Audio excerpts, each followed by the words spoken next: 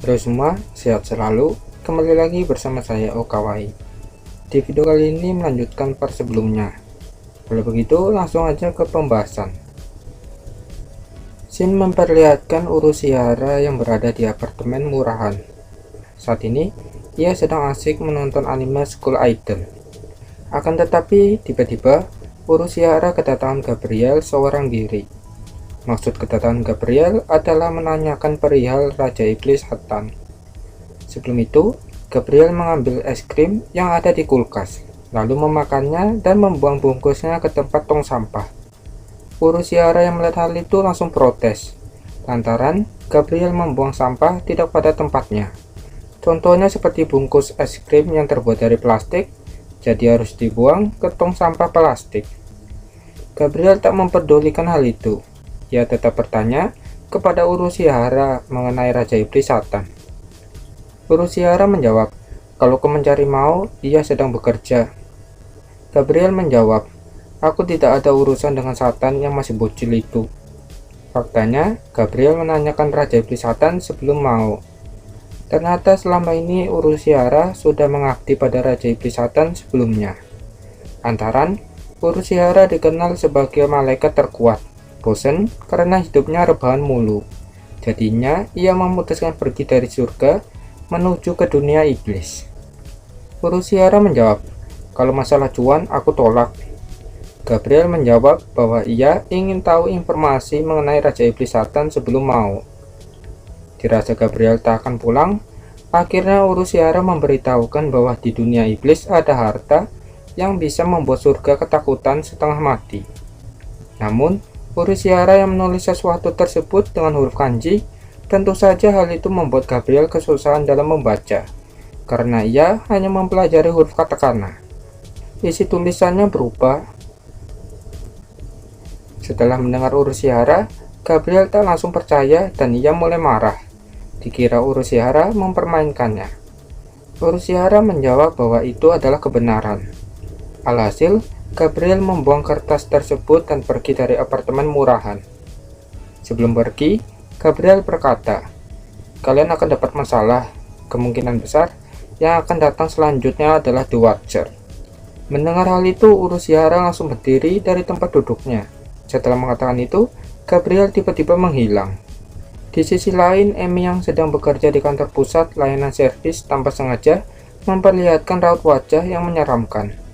Hal itu terbukti ketika salah satu juniornya bernama Maki bertanya kepada Emi mengenai perihal tersebut.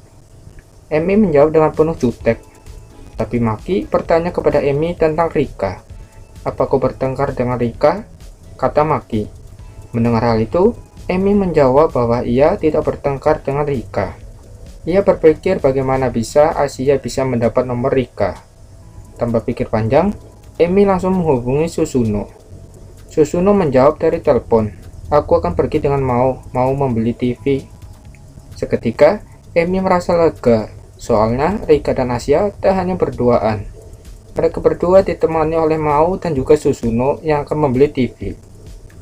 Namun, Emi yang pada dasarnya pahlawan penuh dengan suuzon, ia mulai berpikir akan stalker Rika. Tapi Emi teringat kembali dengan perkataan Susuno, ada di video sebelumnya.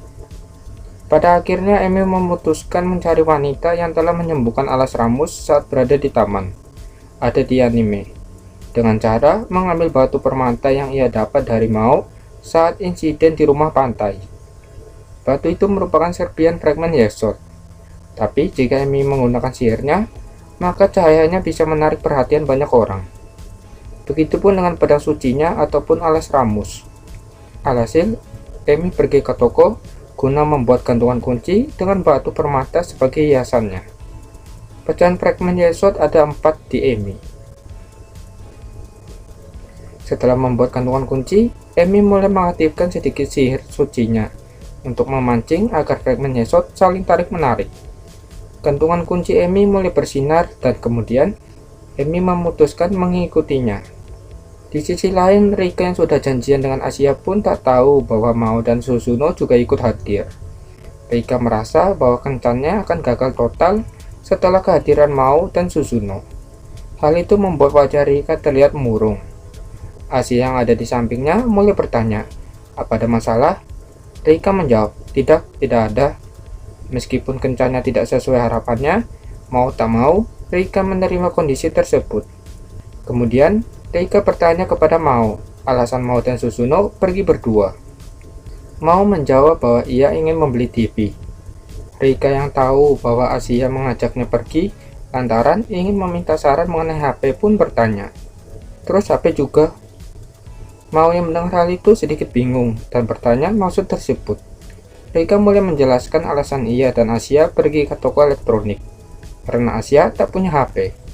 Mao yang curiga mulai melihat ke arah Asia. "Sejak kapan mereka berdua sedekat itu?" kata Mao di pikirannya. Singkat cerita, mereka telah sampai di kota Shinjuku. Namun, sebelum mereka pergi ke toko elektronik, Rika mengajak mereka bertiga makan udon di tempat langganannya. Harga udon sangat terjangkau alias murah, dan itu membuat Asia terkejut setengah mati. Singkat cerita, mereka makan udon. Susuno terus menambah porsinya, hingga Rika sedikit kaget dengan Susuno. Rika bertanya pada Mao dan juga Susuno, "Berapa budget yang kalian punya?" Mao 40.000 yen dan Susuno 70.000 yen. Rika menjawab untuk Mao, kemungkinan akan mendapat TV yang 20 inch. Sedangkan Susuno kemungkinan bisa mendapat model yang bagus. Mao yang mendengar hal itu sangat senang karena bisa beli TV. Akan tetapi, tiba-tiba mereka melihat seorang pria yang menghampiri pegawai wanita. Pria asing itu berbicara pakai bahasa Inggris. Mao yang menyadari hal itu langsung datang membantunya. Mao dengan lancar berbahasa Inggris layaknya orang luar, dan itu membuat Rika sangat terkejut-kejut, sedangkan Susuno ia sangat kesal kepada Mao, karena setiap kali Ciwi terkena masalah di depan Mao, Mao selalu membantunya dengan sikap. Wah, Susuno cemburu ya. Singkat cerita, mereka tiba di toko elektronik. Lalu, Mao mengeluarkan kupon diskon yang ada di video sebelumnya. Rika bertanya, "Sejak kapan kau dapat kupon itu?" Mao menjawab bahwa kupon itu didapat beberapa bulan yang lalu. Rika memberitahukan bahwa diskon kupon tidak semua elektronik bisa didiskon, sehingga satu-satunya cara yaitu dengan tawar-menawar. Asia yang sudah terbiasa hidup susah pun dengan mudah melakukan tawar-menawar setelah mendapat sedikit tips dari Rika. Asia berkata, "Terima kasih, aku senang kamu di sini." Rika menjawab. Setelah kepergian Asia dan juga Susuno yang melihat-lihat, Mao menghampiri Rika dan bertanya, "Apa kau suka dengan Asia?" Sekali lagi, Rika menjawab. Singkatnya, setelah selesai membeli TV, Asia dan Rika pergi mencari HP. Sementara itu, Susuno dan Mao duduk bersama sambil memesan minuman. Mao mulai curhat mengenai Rika dan Asia, bahwa Rika menyukai Asia. Mendengar hal itu, Susuno sangat kaget dan menyuruh Mao agar dirinya berbicara pada Asia untuk menjauhi Rika. Mao bertanya, "Untuk apa?" Susuno menjawab, "Ya sudah pasti demi kebaikannya. Aku tidak ingin ia berpisah dengan Asia saat kalian kembali ke NT Isla." Mao berkata, "Kalau begitu, apa bedanya dengan Chiho? Kenapa kalian tidak menghapus ingatannya?" Seketika, wajah Susuno terdiam. Mao berkata lagi, "Sini gua kasih tahu. Tidak ada salahnya identitas kami terbongkar pada orang terdekat kita. Jika Rika punya tekad kuat, ia pasti akan menerima kita seperti Chiho." Susuno yang tadinya terdiam mulai berkata, "Itu berarti kau akan melibatkan Rika."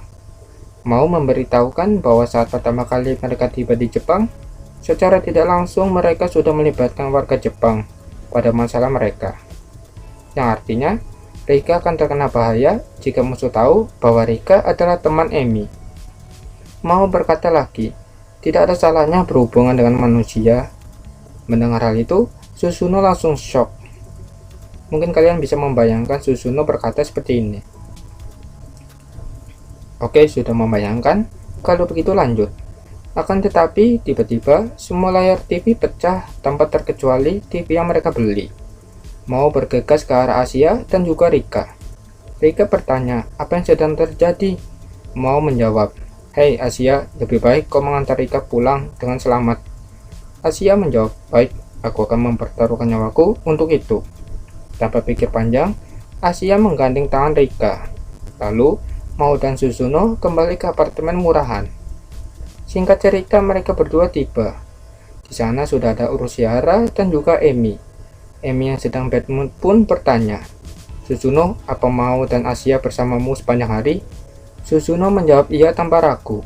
Lalu, Emi memberitahukan pada semuanya, ketika ia sedang mengikuti cahaya fragmen, ia bertemu dengan Ibu Chiho di depan rumah sakit, yang dimana gantungan kunci Emi menunjukkan bahwa ada sesuatu di dalam rumah sakit. Alhasil, Ibu Chiho memberitahukan bahwa anaknya mengalami gejala aneh. Melihat kondisi Chiho, Emi sangat yakin bahwa Chiho terkena sihir kuat. Oke kan, mungkin segitu aja untuk part kali ini. Terima kasih yang sudah mampir. Sampai jumpa, bye-bye.